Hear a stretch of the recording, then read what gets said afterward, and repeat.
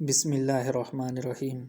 عبداللہ بن عمر رضی اللہ تعالیٰ عنہ کہتے ہیں کہ رسول اللہ صلی اللہ علیہ وسلم نے سونوں کی انگوٹھی بنائی، اس کے نگینے کو اپنی ہتھیلی کی پیٹ کی جانب رکھا اور اس میں محمد رسول اللہ کا اندھا کرایا، تو لوگوں نے بھی سونے کی انگوٹھیاں بنوا لی۔ جب آپ نے انہیں سونے کی انگوٹھیاں پہنے دیکھا تو اسے پھینک دیا اور فرمایا اب میں کبھی اسے نہیں پہنوں گا۔ پھر آپ صلی اللہ علیہ وسلم نے چاندی کی ایک انگوٹھی بنوائی جس میں محمد رسول اللہ کا اندھا کرایا۔ پھر آپ کے بعد وہی انگوٹھی ابوبکر رضی اللہ تعالیٰ عنہ نے پہنی، پھر ابوبکر رضی اللہ تعالیٰ عنہ کے بعد عمر رضی اللہ تعالیٰ عنہ نے، پھر ان کے بعد عثمان رضی اللہ تعالیٰ عنہ نے پہنی، یہاں تک کہ وہ ایک کنویں میں گر پڑی۔